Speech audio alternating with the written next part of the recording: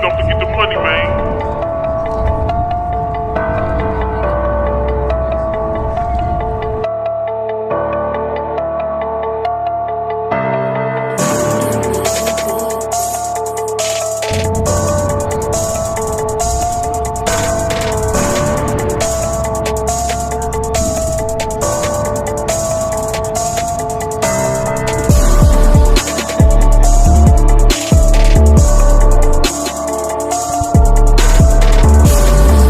What's up? What's good? Matt Clark here at the new Matt Clark. How are each and every one of you doing on this amazing Thursday?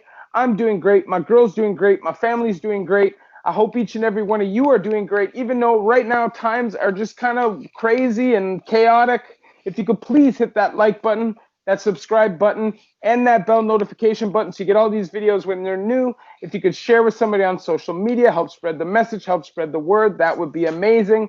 And there's a PayPal option if you'd like to donate, help, and support the channel. The link will be in the description. So today, Grind and Shine Part 2.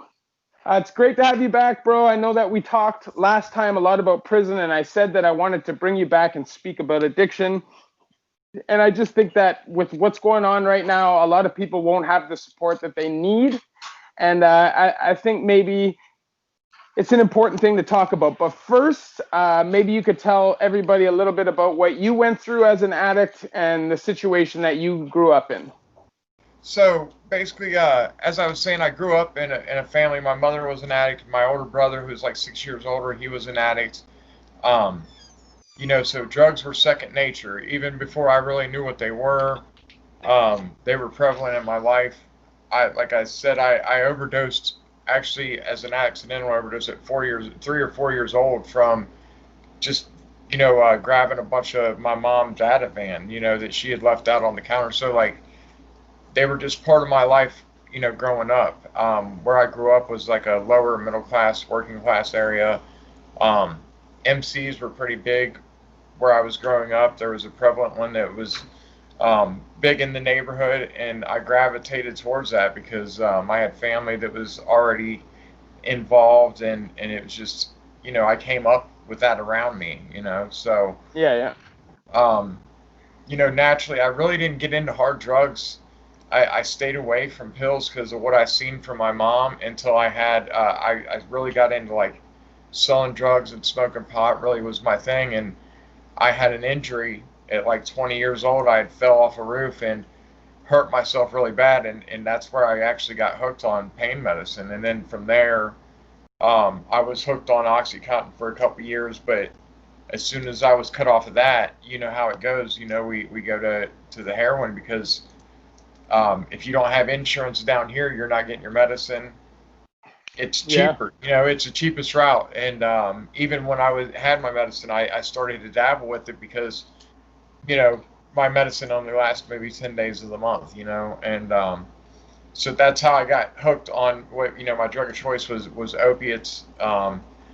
Pills more so than heroin, but it became heroin just because it was the easiest thing to get, and um, it cost me a good portion of my life, man. I look back, and the biggest portion of my life I was doing some type of drug, all the way up until I was 30 years old, and that's when I had caught my last bid and kind of decided I was done. Yeah, like I totally relate. I was a heroin addict for 10 years, and I still battle with it. I'm on Suboxone, as you know, and, it was January will be 5 years, no hard drugs. That's awesome. And, it's difficult at times. And it's not because I think about relapse, just life gets difficult, right? And Yeah. in the past, I would always use drugs to cover things up and just not face reality. And the reality is that life isn't always fun, right? And when you live as an addict, I think when you start, because of the life you're living, a lot of the time you build up this need for a social life and for that way to express yourself, and it slowly builds and builds and builds into something that's not very social. You know what I'm saying? Yeah. Yeah. Uh, so let me ask you this. Being that you were addicted to opioids, what did you find was the most difficult part of letting go of that addiction? Or, I wouldn't say letting go, but working on it. I'd say the biggest part was like cutting off the connections to people I used with and ran with, because the associations I had my whole life, growing up were so negative. You know what I'm saying? Like I did crimes with I mean, everybody I knew I was doing dirt with. You know what I mean? There wasn't no positive people in my life. So, cutting about most people out of my life. I mean, my brother, who's my only immediate family alive right now, and have to keep him at a distance. Because you know he's an addict too, and I got to be careful. That I'm not around him if he's in the midst of the dysfunction that comes with it, basically. Yeah, So I totally get. Go ahead. I'd I'd say that's one of the biggest things is learning how to build barriers. Like I had to boot my brother out of my house like 2 years ago when I got him out of jail, and he was fighting a felony case, and I was trying to keep him from going to prison because he's completely blind. And basically he came here, was here 3 days, ended up getting a hold of a bunch of pills and being messed up. And I mean, I had to boot him out because my daughter was a newborn. And I told him when he came here, I said, man, you can't mess up. If you do, you got to leave. And, it was a hard thing to do, but I had to do what's best for my family at the same time. Well, I totally agree, and I feel like there's no half stepping. When you decide that you're done, you can't dabble. You have to let go of it all. That's the drugs, the friends, the associates. Like, you can't talk to any of it because Yeah. temptation is what leads to you relapsing, right? Yeah. So, Even if it's somebody doing dirt, like I used to have like people that I didn't do drugs with, but they were in that dirt. They were doing dirt. You know what I mean? Like criminal I had lifestyle. hustles and schemes with them basically, and basically, I had to cut them off because like it's that if I was to start making money that way again, I would Yeah. probably go back to using because it's that. I don't know. I think there's a rush that comes with that lifestyle also. You know what I mean? Like there's an addiction that comes with that lifestyle, even if it ain't the actual drugs. You know what I mean? It's um I I would say 100%. I would say 100%. I was addicted to doing crime. I was addicted to running from the cops. I was addicted to just saying, yeah, at the end of the day, I wanted to live by my own rules. And it was until the end that the drugs really took over and yeah, made everything not fun, right? Like it got to a point for me where I was surrounded by people, but I was terribly lonely. I was angry deep inside all the time. I wanted to just lash out and yell and fight and punch people and attack people. I was super bitter because I was angry at myself, right? I knew yeah, what I was capable of. I knew how smart I was. I knew what I could do in this world. And even though I wanted to change, those drugs just had a hold of me, right? And I resented myself for it and just allowed it to completely collapse my life. So let me ask you this. all right. Of all the years that you were in active use, tell my viewers one of the craziest things that you saw another addict do that would deter the people that watch my channel from wanting to use drugs again. All right. Um.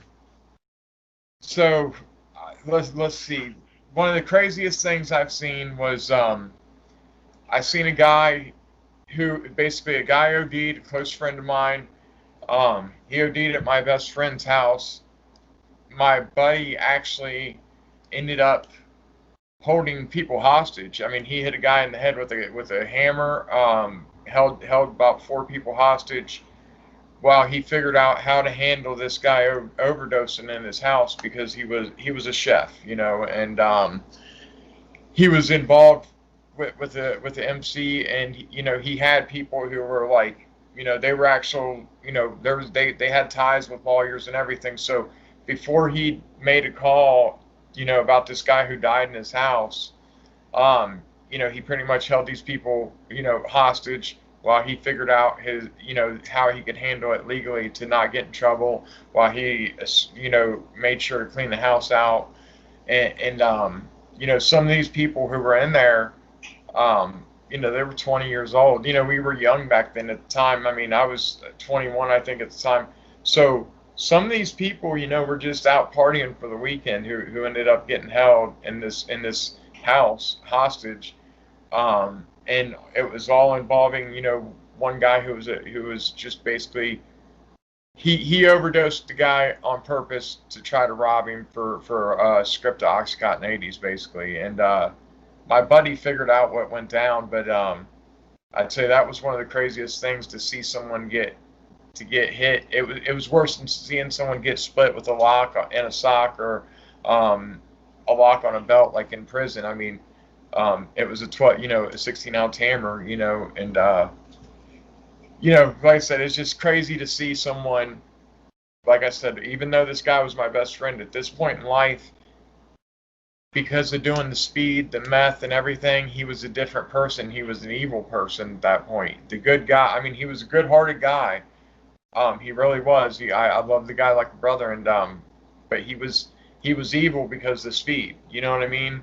Yeah. The meth made him a completely different person, and he had no regard for this guy's life, who was a close friend of ours, and I know he cared about, and I know it had to bother him down the road, but he had no regard, about him ODing or trying to rush to get him any type of help, because he was worried about the legal repercussions, because he was involved in some big stuff. And I'd say that was one of the craziest things, and one of the craziest transformations I've seen drugs do to someone, because when he was he wasn't really addicted to the speed. He was addicted to that he could make so much money from being a cook. You know what I'm saying? Yeah. Um, I mean, he had, he it was like he could make money, really, almost, if you're involved in that lifestyle, where that, so yeah, he definitely changed up so much, man. And just to see the psychosis that comes along with the drugs, the addiction, that lifestyle, um, that was one of the craziest things I've seen, though, is as far as how much it can make a good person change. Well, meth is a crazy drug, and I have one Yeah. story that sticks out in my mind. That I met this dude. I was downtown with my friend, downtown Toronto, and his girlfriend, and we were just hanging out. And they had this dude that was hanging out, and he seemed like a cool dude. He was freestyling, like he's a bit of a nerd, but like a totally normal guy. Okay. And the guys that I was hanging around with, they smoked meth. This is my old best friend. I don't talk to him at all anymore because he lost his mind because of meth. Yeah. But we toked a little bit of meth, and the kid who was with us, we ended up getting stranded downtown, just me and that kid, okay? And we're walking down Yonge Street, downtown Toronto, like Dundas Square, which is like the heart of the city. And this guy's walking up the middle of the street, barking like a dog, picking up garbage, and just holding handfuls of garbage randomly, to the point where I had to literally sneak away from him. And because of what I saw meth do to my best friend and a lot of people around me, meth was one drug that I never got into. I was always like deterred by it, Yeah. because you literally are done quickly. No, It's not like. I seen young girls get involved in like sex trafficking rings willingly because they got hooked on meth and they were involved. They'd find this old biker guy, he'd get them hooked on meth, then he'd trade them off to this other MC down south, or in a whole different state, and she would be down with them trading her off as long as that next clubhouse was going to keep her high. Like, I mean, it was that bad, man. And I look back on it, and I'm like, I realized what it was. I didn't see it for human trafficking back then. I was like, oh, look at these, drug whores, or what, I mean, I not to demean women at all, but back Yeah. then it was like I was numb to that lifestyle because I grew up around it. I had seen it my whole life, and so now I mean, I see it for what it was, and it's crazy now to realize how backwards I was in my thinking and everything, just because I was numb to it. But it's easy to think that because, when you're coming up in the convict lifestyle, it's glamorized, right? Like, you know, chances are somebody's grooming you to be, like the next member of their squad, or bring you into their club or their gang or whatever it is, or you're hanging out with certain people. And I just feel like that lifestyle can be so alluring, Yeah. and it can just, you can be blinded by the good, which is maybe 5%, and then the 95% horrible you don't even pay attention to because you're fed this bullshit basically by your Yeah. own brain. Your own Yeah. brain's feeding you the bullshit. No, And and that's the and thing that's crazy. Like you said, you glamorize. We tend to glamorize it ourselves, and even in yeah. society, like the movie Blow and different things like that. George Young's life was so sad and lonely. Here his daughter, he lost his daughter, never got to see her, but they glamorized, a few years of his life, and the rest of his life was hell. So But if you yeah, go down if you go down the line of all convicts who got into drugs or didn't get into drugs, the success rate is very limited, man. yeah. You know what I mean? Like you may have a short period of time where you're on top, but eventually you're either going to get taken out by somebody who wants your place or you're going to end up in jail. And that's just how it Yeah, goes. somebody's gonna rat on you. You're going down. Yeah, you're just. It's like And gambling. You're just going as long. You know what I mean. As long as, your luck lets you. Really, that's what it is. the only criminals that don't go to jail are rats. Yeah, It's that's true. that's the truth. It's facts. That's facts.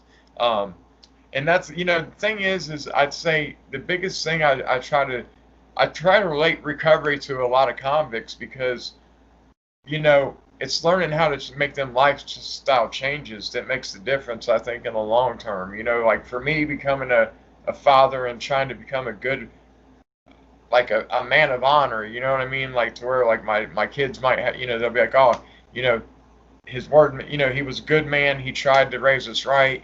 Them things like, um, you know, it's hard to make that switch, but I'm telling you, man, like I know you could probably relate, like just stability alone is such a nice thing to have because in the lifestyle, of being locked up or running the streets and being in a criminal lifestyle, you know how it is. It's you never have true stability. You know what I mean? Yeah, like honestly, like I used to think I was having fun. I used to think that my life was great. But now that I'm actually living life, I have a great relationship and I'm working for a living and everything I have is paid for. Nobody can come in and take it from me. I don't have to walk around worried about cops pulling me over. Those kind of things are there's so much relief involved with getting away from that. And I think that because of all that I've been through in my life, whether addiction or trauma or a criminal lifestyle, it has prepared me to now cope with this on the utmost level. Like I feel like nothing can really stop me at this point. Yeah, yeah, and that's one thing I think I had to go through the struggles I went through to for me to change. I mean, it was all a process, and that's one reason I try to tell people like everybody's path to recovery and bettering their life. Um, there's many different paths to it, and that's why I try to support anybody's path to it because you know there's a big stigma with people on maintenance, different things like that, and I think it's great if you can live a normal functional life.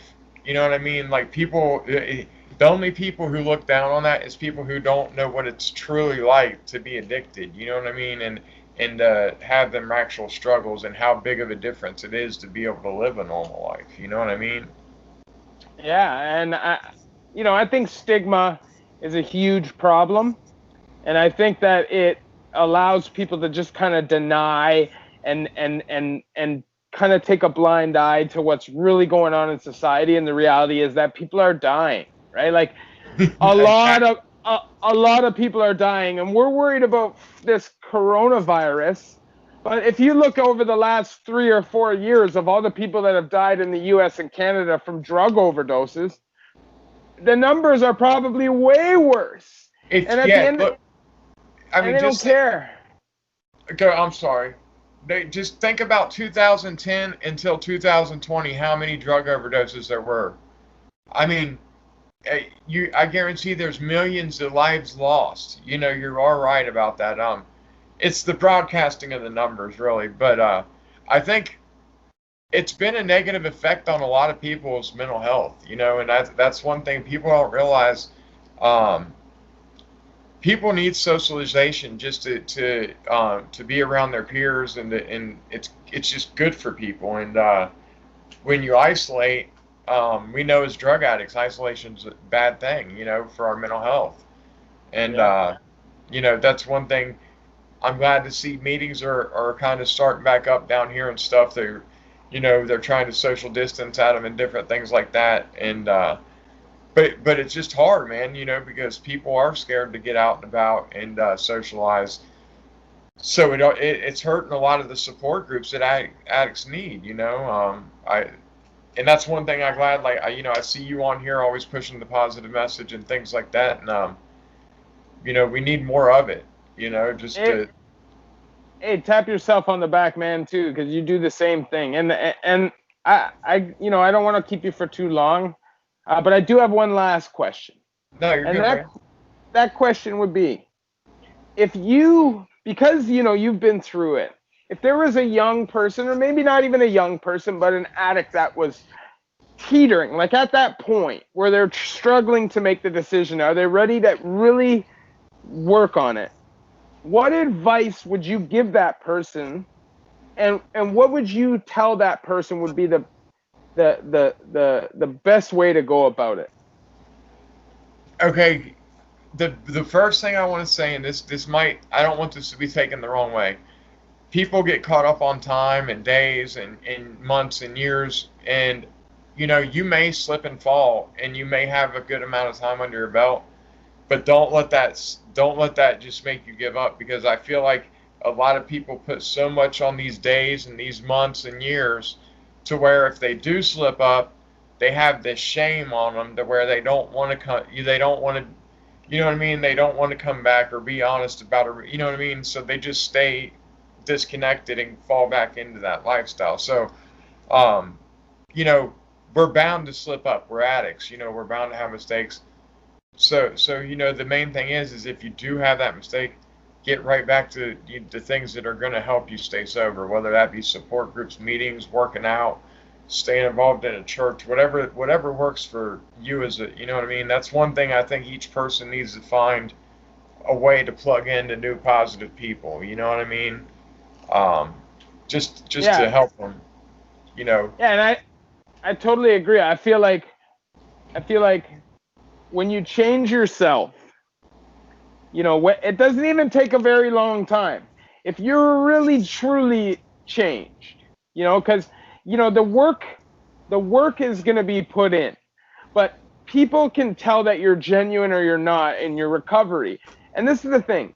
When you start making those changes in your life and start working towards getting a job and doing all these things to make yourself better, people will recognize it. And it happens quickly. Opportunities and doors will open for you, and people will respect the shit out of the fact that you got out of that. Now, there will be stigma, Yeah, but there will also be people that look up to you and not down at you. I'll tell you this. I was always very open about being a recovering addict and where I came from, and everything I went through. Okay, and when I got out, I had to be at a halfway house, and then went from a halfway house to a homeless shelter. And but people seen I was real about what I was doing. They seen I was serious, right?